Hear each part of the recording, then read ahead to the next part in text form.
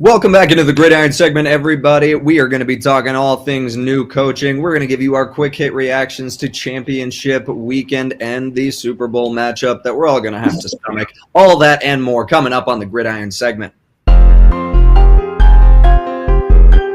Welcome back into the Gridiron segment, everybody. My name is Kyle. I am joined by Justin and Tonio. We are going to be talking all things NFL football. Conference championship weekend has come and gone. We've got our Super Bowl matchup. It's not the one that we wanted. Before we get into all of that, though, I've got to thank our amazing sponsor at Vivid Seats. Look, unless you are, going to spend the extortionate amount of money to go to the Super Bowl, probably not going to be using this for a football event. But I have great news. There's other events out there, people. We have got hockey. We have got the NBA. My goodness, baseball spring training is just around the corner. And if you want to get yourself to some of these events, you got to go to Vivid Seats. I'm talking about the best ticket buying platform on the market. Guaranteed seats. Money back guarantee if you are not. And we lost him. Ladies and gentlemen, I am going to finish this off for Kyle. Vivid Seats, thank you so much for sponsoring this episode. Guys, get your tickets over at Vivid Seats. Go sit vividly. Don't miss out on your chance like Kyle just did with this ad read. They can be gone that fast. Gosh, y'all can see I'm not at my usual setup. My desk is a mess right now. I've got to get some organizing going. I just got a new couch. There's moving things happening. But we're back. We are completely back. And we are going to talk just a little bit about the conference championship games that were not really, I wasn't looking for that result in the NFC game necessarily. I was not looking for that result in the AFC game at all. Don't think anyone was really looking for that result for the AFC. Everyone wanted Josh Allen to win. Everyone wanted a Haley Steinfeld Super Bowl, not a Taylor Swift Super Bowl. Unfortunately, the Chiefs just kind of, did what they did. They do what they do. They do what they do. And the refs do what they do. Oh. The third down was a first down. The fourth down was a first down. I just have to say that. I just quite literally need to say that. I got to pull up something that Rob was. We're not going to let it go. Rob third was down very was the first down. The fourth down was the first down. And that was not a fucking catch. The pass to Worthy hit the ground.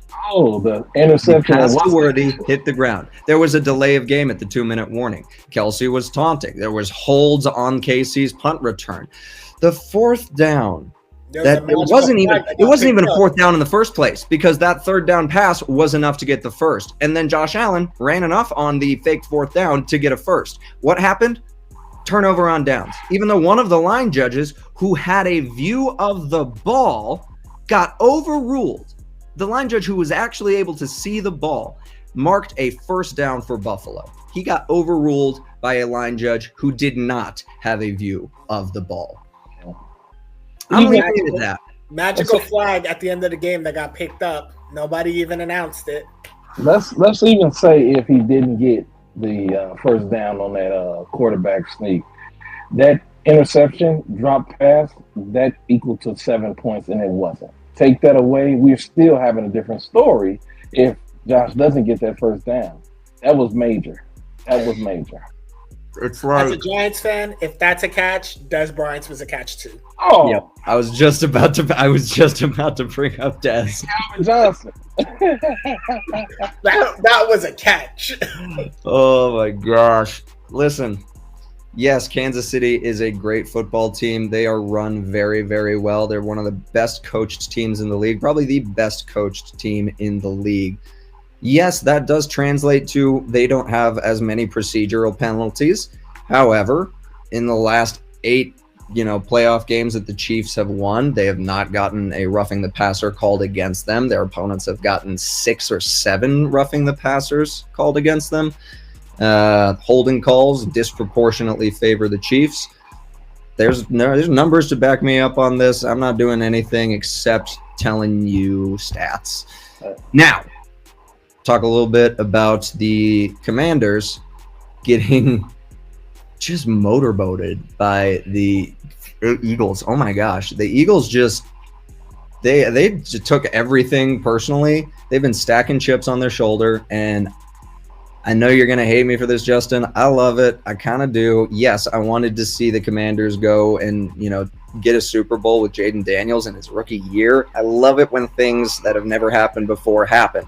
Not a three-peat, though, because that has happened. The Packers did it twice. Sorry, it just didn't have a Super Bowl title on it. So you're not really making history, Kansas City. Anyways, let's talk about the Eagles. I keep on getting distracted because the Chiefs just pissed me off. Let's talk about the Eagles. Tonio, what were your thoughts on the NFC Championship game? They ran roughshod on the Commanders' run defense. Saquon took it to the house on the first play. That told you the game. 60 yards. You knew then and there that they were outmatched. Again, the Eagles, they're out to prove something because I do believe they think they should have won the last Super Bowl because if you think about it, Jalen actually outplayed Mahomes. Mahomes had more touchdowns, but Jalen had more yards and 2 fewer touchdowns. And if it wasn't for a fumble here and there in that Super Bowl, we're even having a different story then. So I think they're out for blood this time. And I think we all did like the Jaden Daniels thing. We all did like the fairy tale scenarios. We love it because why Dan Marino didn't do it. So maybe the next man up. It didn't happen. So I think the Eagles felt like they were being disrespected. It's almost we were acting as if because Washington beat the Lions, who were injury plagued, by the way, that a lot of people tend to forget. It caught up with them like any sport. The Eagles like, wait, we're healthy, and we are actually probably the best team. We just don't play like it all the time. And they proved it. They just went out and just beat them, and they showed who they were. They showed that Jaden is great, but their players aren't as great as him. And the Eagles players aren't as great as him. And so when I saw the score increasingly getting larger and mistakes happening and Saquon being Saquon and Jalen being Jalen, because remember, if it wasn't for a holding penalty, Jalen had like a 30-yard scamper for a touchdown. So it really wasn't close. It was a good fairy tale story, but that just shows you there's only so much you can do when you're going against a dynamic team, and that's what the Eagles are. They're out for blood this time. Oh, yeah. And they're a complete roster, like you said, like Washington, yes, you lost the NFC Championship game. That sucks. You want to go to the Super Bowl. Like, there's only one team that has a winning season at the end of all this. There's only one. And the thing that sucks is that, like, it's kind of you hate saying this, but it's kind of a loss that you don't really hang your head on because they never should have been there in the first place. Like, we had such low expectations for Washington. Put whatever, take you had on Jaden Daniels coming out aside out of the draft. A lot of people really loved Jaden coming out of the draft. A lot of people said that there were issues. Jaden's phenomenal. Jaden is their guy. He is a franchise quarterback. He's going to be a star in this league for a while if he can stay healthy. It's really awesome to see. But the rest of that roster was where a lot of the legitimate questions were. The offensive line, the defense getting completely gutted with their playmakers.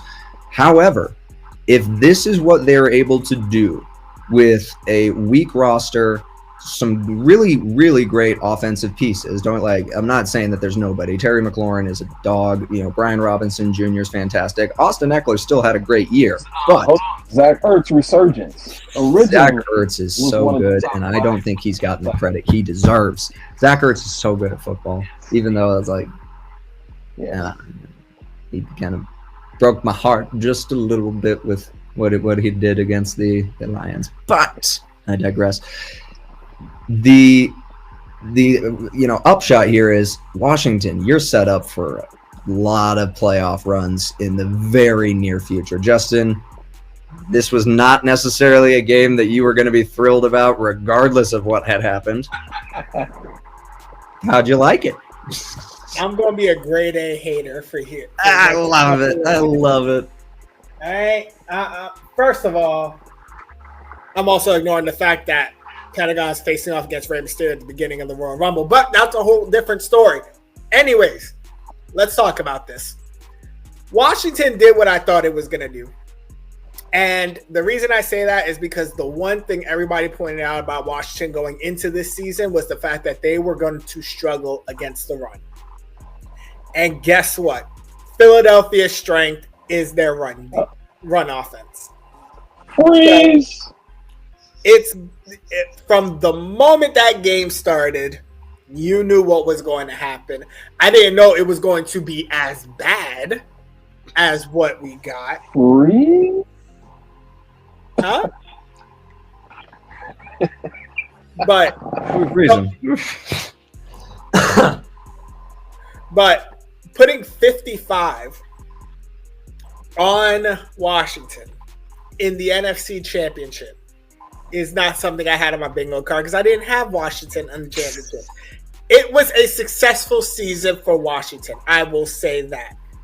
Now, while I was watching y'all give your praises to Washington and to Jaden Daniels, I would like to also remind y'all that year 2 is really the prove-it year for rookie quarterbacks because there is tape on it.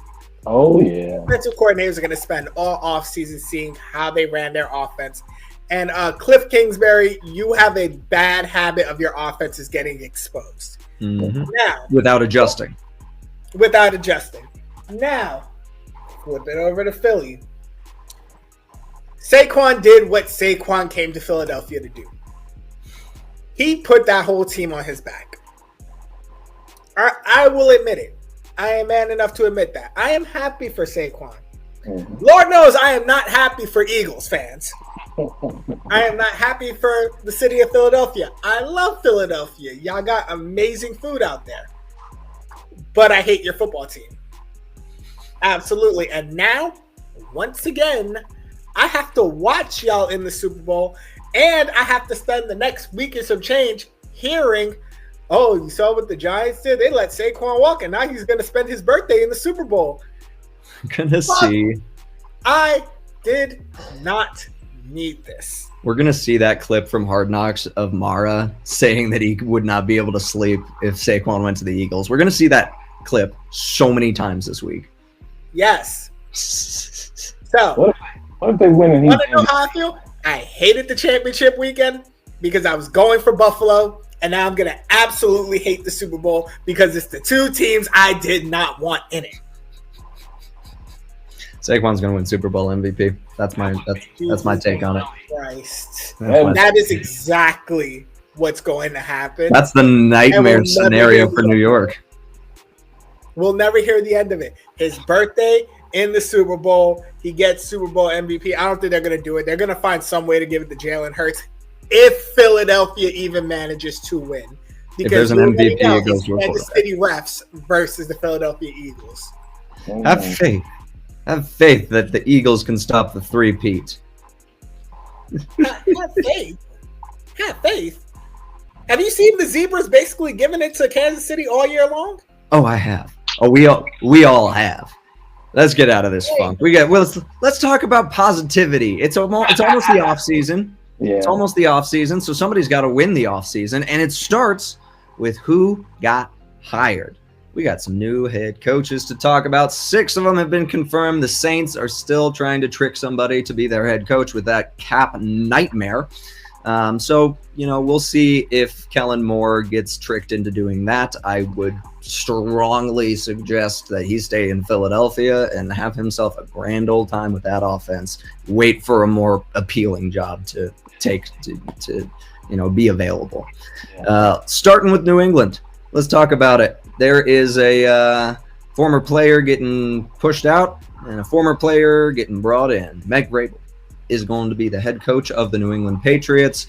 Writing was really all over the wall as soon as Gerard Mayo was out, and we knew that Vrabel was going to be a very, very, very sought-after candidate this cycle. It just made way too much sense. It's felt like this has been what New England kind of wanted from the beginning. I don't know that they necessarily thought Vrabel was going to be available when they named Gerard Mayo, because Gerard Mayo has been the heir apparent for a longer time than just last year. I don't know how New England's thought process went on this, but when a verified winning coach becomes available and you struggled in your previous season, there is a rational thought process of get a new guy in. However, first season with the roster that you gave him, I don't think it was fair for Gerard Mayo. Tony, I'm throwing it to you. Give me your thoughts on Vrabel to the Patriots. Is he going to fix them? Is it going to fall apart? What are you thinking? The key for them is free agency. Vrabel is a great pickup. We don't really know if Mayo would have actually been great because he didn't get the chance. And even when the season started, he didn't have his starting QB. So he's really never had the opportunity to show what he can do, even though he's at times in games showed how good the defense can be and the offense couldn't catch up. And then it was the other way around for some other games. So there hasn't been complete games for the Patriots this year because they just don't have the roster. They just don't have the players to kind of make the decision. And you don't give a coach 1 year to try to scramble around and fix something that was broken when Belichick left. I mean, for Christ's sake, the best coach ever had issues with the team. So when you think of there's a reason New England was picking at 3 to get Drake May. Like, what are we talking about here? Absolutely. So I think Vrabel is a good signing. Again, it's all based on free agency. I would say this, though, and I was speaking to Justin about this last time. Is it going to be the Vrabel from the Titans? Is he going to be his own man, or is he going to turn into this Patriot way because he's already hired Josh McDaniels back? So that's the thing. Are you going to be who you were when you were with the Titans, which was a good, tough coach, a player's coach, or are you going to turn back into that Patriot way and have everybody like a robot? Because coaches that are players' coaches kind of run all sports nowadays when you're personable. The robotic coaches, honestly, it's coming to an end, unfortunately, because these guys are a little more sensitive and stuff like that. So is he going to be able to maintain his own self, the one he was at the Titans, or is he going to turn back into that Patriot robotic way because he's already started by hiring somebody that was built in a Patriot way? So we'll see, but I do think free agency and Drake May's health and smarts, because they're going to have film on him as well, just like we talked about Daniels. They're going to have tape on him, so they're going to see his weaknesses as well, and we're going to see how it pans out. Because if he has a horrible record and is somewhere close to Mayo, there's going to be a lot of complaining. Fans, sports analysts, whether it's podcasts, ESPN, whatever, and it's going to be like, you guys sure you made the right decision? And it's going to make Vrabel look like he actually isn't as good because this is his second time around, and he's done worse than he did when he was with the Titans. And Boston media ain't going to be – they ain't going to be nice. I don't know how much you know about Boston media. They're not kind. No. They're not as bad as New York media, I will say. The big thing for me, I'm glad you brought this up, if Vrabel is able to maintain that, player coach, really strong culture guy, I think it's great. If it kind of reverts back to that Patriot way, there needs to start being a conversation about Robert Kraft in the same way we talk about Jerry Jones, in the same way that Woody Johnson gets criticized for the Jets. Because this is starting to get a little bit owner meddlesome, not letting football people making the football decisions. Justin, give me quick hits on Mike Vrabel Pats. I'm gonna tell you, if Mike Vrabel stays the Vrabel that he was in Tennessee, the Patriots are going to be fine. Now I'm going to tell you the ultimate nightmare scenario. The fact that the Patriots have a halfway decent team. They get a top half offense, and I swear to God, watch this happen. This will be my ultimate nightmare. McDaniels becomes the new head coach of the New York Giants. There's no one that's touching him. No one is gonna get and that's one of the things I like about the That is the one thing that scares me about the fact that we retained Dable. Like, I don't even think Mara would do that decision. I don't think Mara would make that mistake because we have seen what happened in Denver. Thanks. We saw what happened in Vegas. Thanks. He's not going to get a head coaching job. That was the one thing that I liked about that OC hire. If he does well, no one's going to hire him away. No one's going to touch him. There will always be one team that's desperate, and right now, no other team is more desperate than my Giants. Actually, I mean, that you kind of went far with that. But I would say this: the difference between now and then, there's so many of these young coaches coming down the pipeline. Because there's so many young coaches coming down the pipeline, and we've seen what McDaniels can do. That's what may be the hope for you. Why go with someone who has been unsuccessful twice, and you have some new upcoming offensive OC or defensive coordinator coming down the pipeline? I myself will take a chance on those guys because you don't know versus a guy that you pretty much seen what he can't do as a man guy. I'm praying on it. But you know what? Best case scenario for the Patriots is that everything clicks. Yeah. It's all going to depend on two things. How Vrabel fixes this defense. Because the Patriots, no matter what, when it was Belichick or now with Vrabel, the one thing that they should be known for is having their defense lead the way first. And they have a young quarterback who needs to develop. Now, the one thing about hiring this crazy ass McDaniels back to being the offensive coordinator is that he does know how to game plan offenses with the Patriots when that's all he needs to focus on. Mm-hmm. As an OC, I'll give it to him. I'll give him his flowers. Head coach is horrible. But if it can all click and you don't revert to the whole Patriot way thing, they can have a somewhat decent success year one. Mm-hmm. After that, who knows where it's going to go. But I like the Vrabel hiring. I'm going to give it this year to see. And let's keep in mind, it's kind of not bad when you got Tom Brady at coaching. Ain't that rough? Ain't that true? Not too shabby. Yeah. Oh my gosh. Let's talk about we talked a little bit about, the younger up and coming coordinators coming through the pipeline. Let's talk about the other side of it. Pete Carroll's going to the Raiders. And I don't know, this one's weird to me. This one's just kind of weird. Like, I love Pete Carroll as a coach. Do I think that he is in his prime as a head coach? No. I think that happened in Seattle in the, mid 2010s, but, here we are. Is he going to give just a little bit of hope and levity to what has been a completely hopeless franchise? Yes. He is a great players coach. He's awesome to be around by, all accounts, really great to work with. And you can see like the fun that he has in the game of football. It's infectious. He loves it.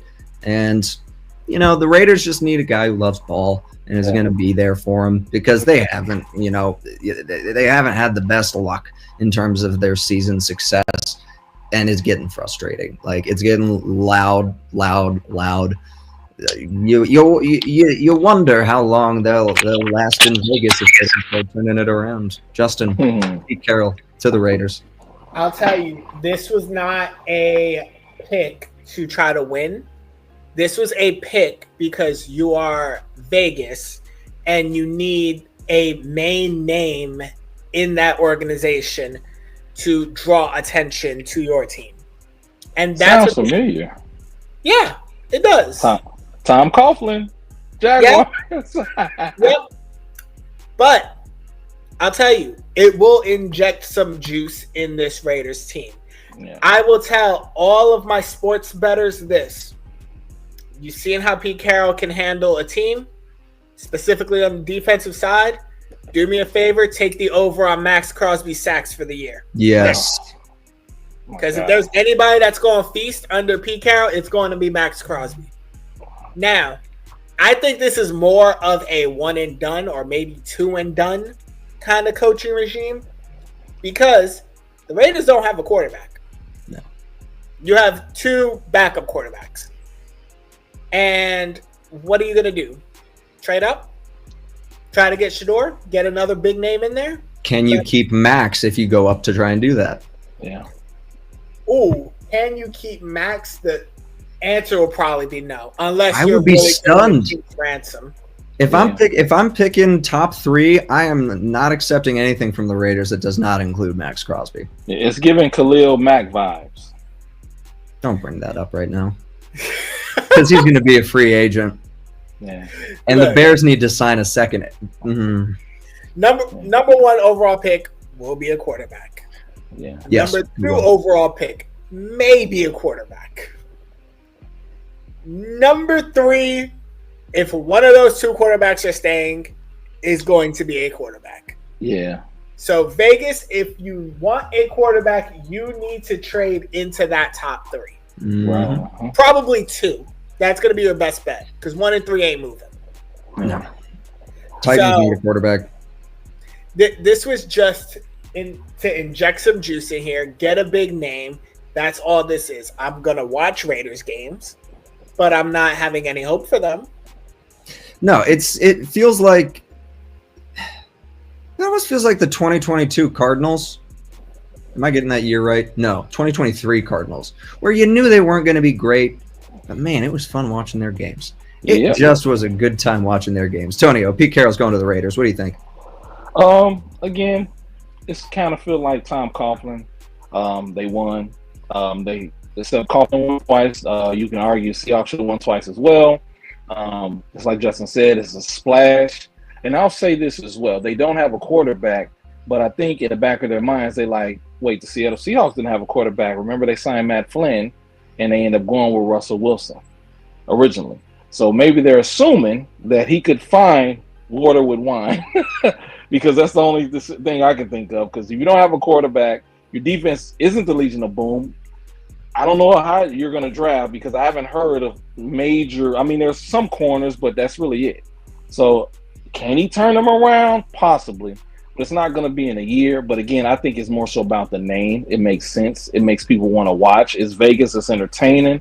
But expect them to be fighting for another draft slot the next year because they'll be bad again. They'll probably beat one or two teams, maybe. And it's a shame because just like we talked about Mayo, you can argue Pierce has the same situation. He didn't get a chance. He got 2 years, half a year. I mean, not even half a year, end of the year. Then he get a year, and they don't know who is who. Like, you can't win with no talent. I mean, you can't. The NFL's too good.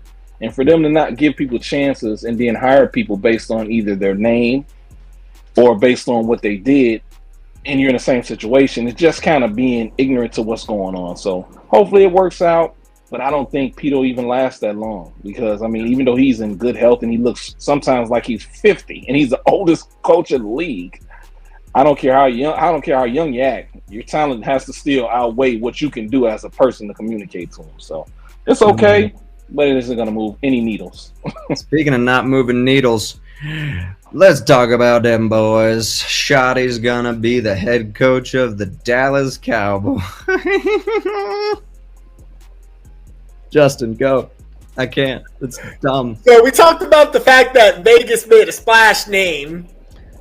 What's the opposite of that? Dallas just threw a penny in the lake and seen what happened.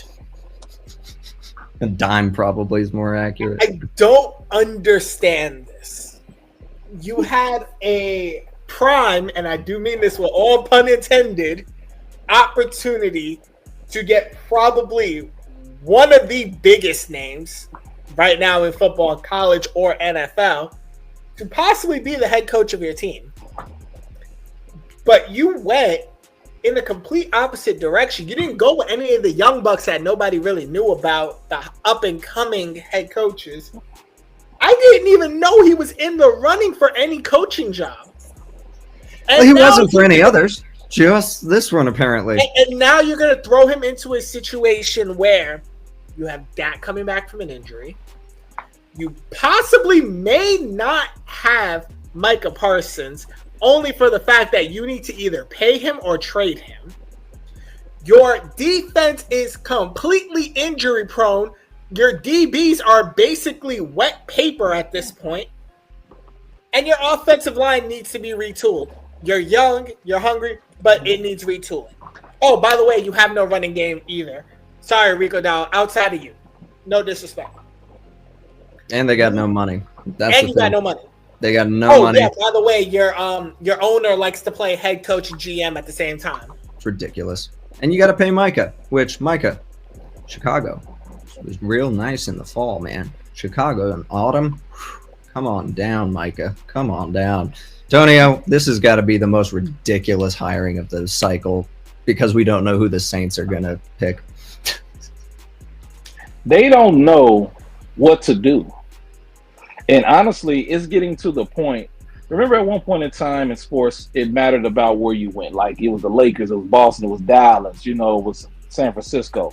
Now coaches are going where they see the best opportunities.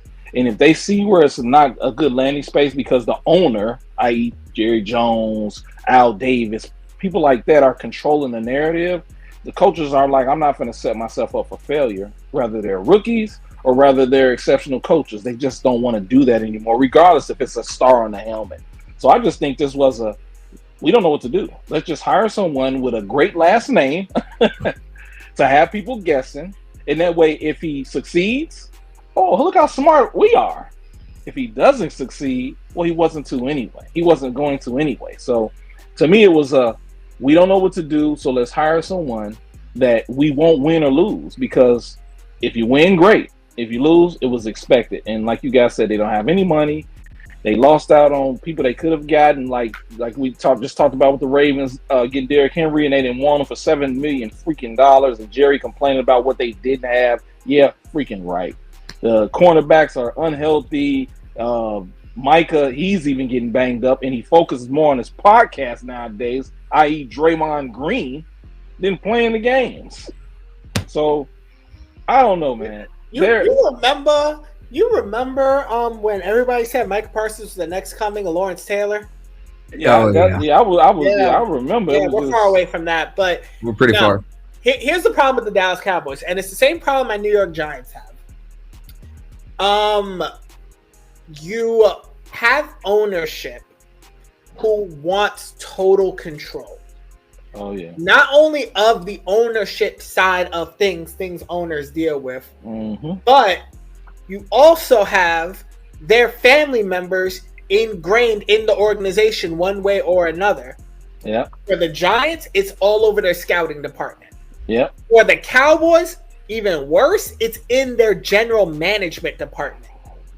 So the higher jobs are people that are in the family of Jerry Jones. Yeah. And if you have that, coaches do not want to come in there.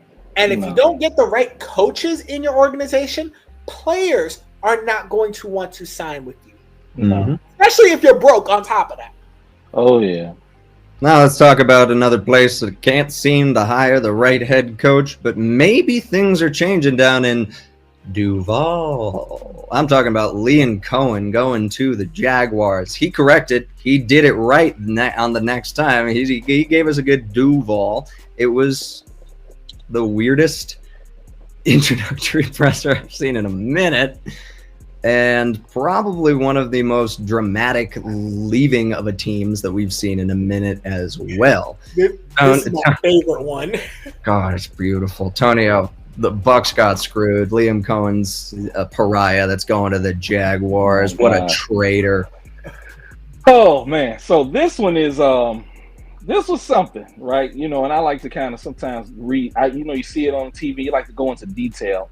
But this is the craziest. Like, he did like a regular person does at jobs, right? You tell the job, hey, give me a second. And you have a whole new job on the way. But at the same time, you're not for sure because the money isn't right or the position isn't, if they're lying. So you basically had your company, the Bucks, on the back burner saying, wait, just give me a second. The whole time, him and his agent was working something together to get somewhere else. I mean, it was the absolute worst. Look, his agent and him, when I say communication, they're the best, because for no one to find out till it came to like the last minute. That's impressive. That's the thing. Like, how do you hide that with today's social media cameras, nosy people? I call nosy neighbors the people inside the buildings, right? Like, when you're in the building, and Adam Schefter exist, and you hid this. I mean, and then again, who's to say he's going to be successful? So that's the key, right? After all of this, after what pretty much his agent, the Jaguars said, hey, let's hide, let's be discreet. If he isn't successful, there is going to be the funniest, biggest karma that ever been slapped on somebody that there ever has been. Let's say they start off 0-5. Oh, not only the fans, not only us, not only Stephen A. Smith, I name dropped, whatever. These guys are going to go crazy because you pretty much did this to them, and they didn't deserve it. They were actually being patient with you when you were holding them off. You were supposed to sign your contract. He was putting it off. A lot of, obviously they were showing him good grace because he's been there, which is great. And you just pretty much said, sorry. He pretty much said, psych. Yeah. It's insane. So I hope it works out, but honestly, bad karma. I wouldn't be surprised if it doesn't at all. It's so interesting to me because I look at Liam Cohen as the offensive coordinator, and I'm like, okay, how much work you doing on Sean McVay's system? There you go. Not a whole lot of responsibility on your plate. And they're like, oh, well, he turned around Baker Mayfield. And I'm like, maybe Baker Mayfield is a good quarterback. I know it's crazy to think about, but there's a theory out there that Baker Mayfield is actually good at playing quarterback, and it wasn't all credit to Liam Cohen. Justin, what do you think? I think this is my favorite coaching hire story of the season, no matter what. Because shout out to his agent. The fact that, as Tonio said, this did not get leaked at all, that man deserved his 10%. And shout out to Liam Cohen for securing the bag, because he was going to be the highest paid offensive coordinator in the league, and said, why would I take that if I could drive up the state to Jacksonville, get that head coach money, and still not have to pay state taxes because I'm still in Florida? In fairness, when was the last time you went to Jacksonville? He is officially. It's an armpit. This year, I'm calling him Liam Neeson because he was taken. I love it. But that is Shad Khan for you. Yeah. He wanted Cohen. Yeah. He said, I will throw whatever bag it takes to take him from Tampa. Mm-hmm. And now we're really going to see. This is basically the Walmart version of the Patriots saga. Because remember when we wondered if this was Belichick or Brady? Well, now we're about to find out, is it Cohen or is it Baker? My money's going on Baker. My money's on Baker, absolutely. My money's totally on World's money is on But Baker. I will say, Cohen is on paper walking into a potential heavy offense. Yeah. You have your quarterback, albeit he's not the generational prospect that everybody thought he was going to be, because I hate the word generational. Absolutely. But ridiculous. you also have a very good running back. You also have a up-and-coming star as a wide receiver one in Brian Thomas Jr. Oh, yeah. No one talked enough about Brian Thomas Jr. this season. You have the nucleus on offense. What you do on defense, though, is what we're going to be questioning. Because Saxonville is no more. Gone. Doesn't exist. That's been a while ago. Blake Bortles was the quarterback. Oh, remember Blake Bortles in the AFC Championship? Remember the Allens? Allen Robinson? The next coming of Randy Moss. He was good though, but he that injury messed him up. I miss Allen Robinson. This team reminds me of, I'm gonna go further back. Mark Brunell, Jimmy Smith, and Fred Taylor. He went all the way back. He went back so far that he froze. He froze. Tonio went back in time. We lost him. He tried to go back to get that Jacksonville team. Oh my gosh. Oh my gosh, we lost him.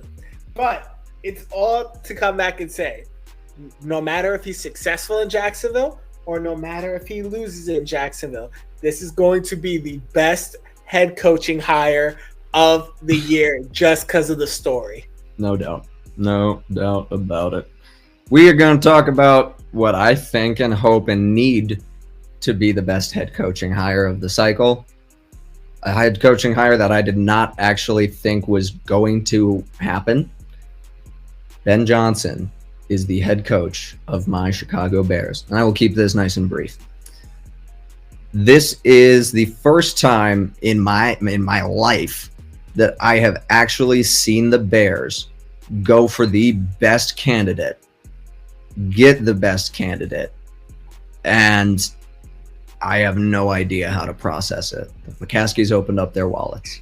And the other thing that I will say about this, if Ben Johnson is able to, number one, lead this team in an effective way while still calling plays and being an offensive guru, I think that this could be a huge, huge turning point for a franchise that I love, a franchise that has been miserable for years and a franchise that is just crying for a winner. Justin, Ben Johnson's a Bear, and I'm going to just keep on celebrating.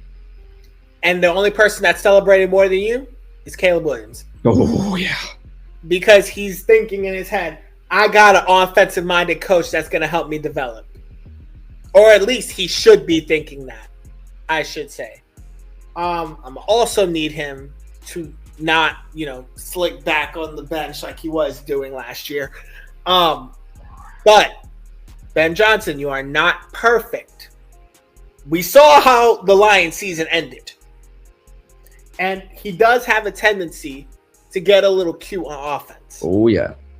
So if he cannot do those things, I mean, if you're blowing out teams, feel free to be cute. Throw it to your left guard for all I care.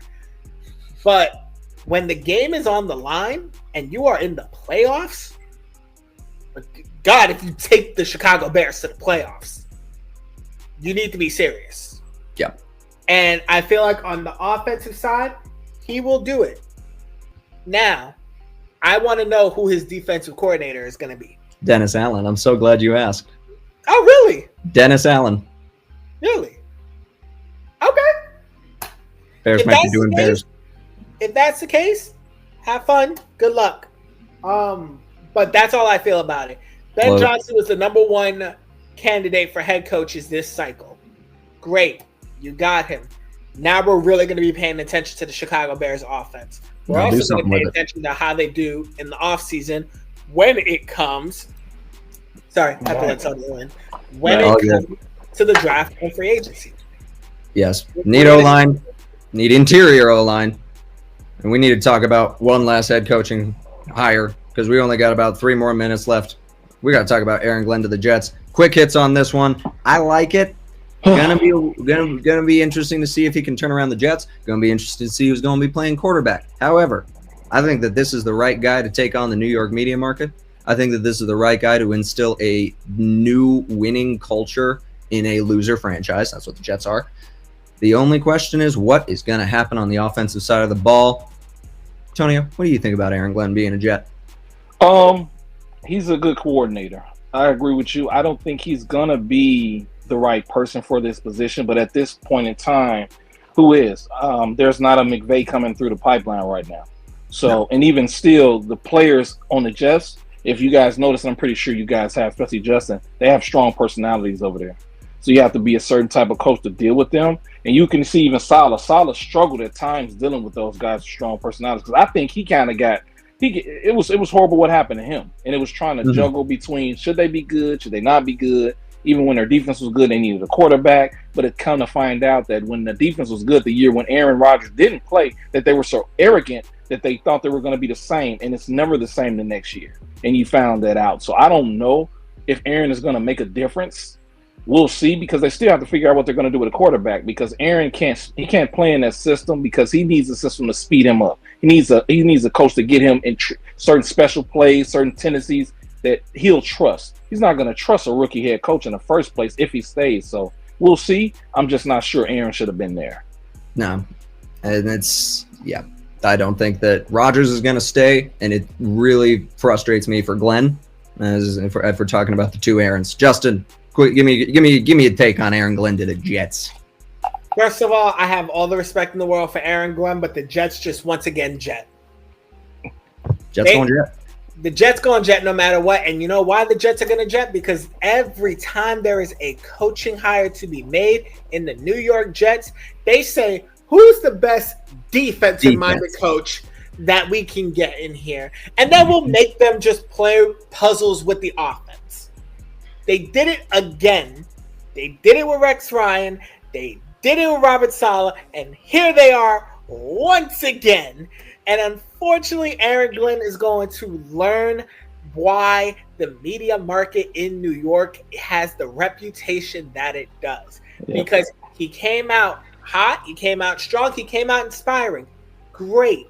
Now let me see how you're going to be halfway through the season when your team is absolute joke. Aaron Rodgers is out here taking darkness retreats once again. And oh yeah, your defense, as young and as talented as they are, they also have personalities that clash. Yeah. Oh, yeah. Can you handle that? This is not Aiden Hutchinson, who is team first. Yeah. You ain't going to find a more Sauce team guy. Gardner, who is hot sauce first and brand first. So let's see where you go from here. There you have it. There you have it. And that's our take on the head coaching hires. We'll see. It's always, off-season champions are the ones who usually end up falling apart, and the ones who we think are going to fall apart surprise us. Look no further than my Chicago Bears and their trajectory this year, and the Washington Commanders and their trajectory this year. That's all we got. Thank you so much for tuning in. It's been a blast hanging out with y'all on the Gridiron as always. Make sure that you're following on all platforms. We're on Instagram, Facebook, TikTok, you name it, we're on it. YouTube, if you're watching this, you already know about YouTube. Make sure you like, make sure you subscribe. It helps us out so much. Until the next time, that's Justin, that's Tonio, I'm Kyle. We'll see you in the Gridiron another time. Peace.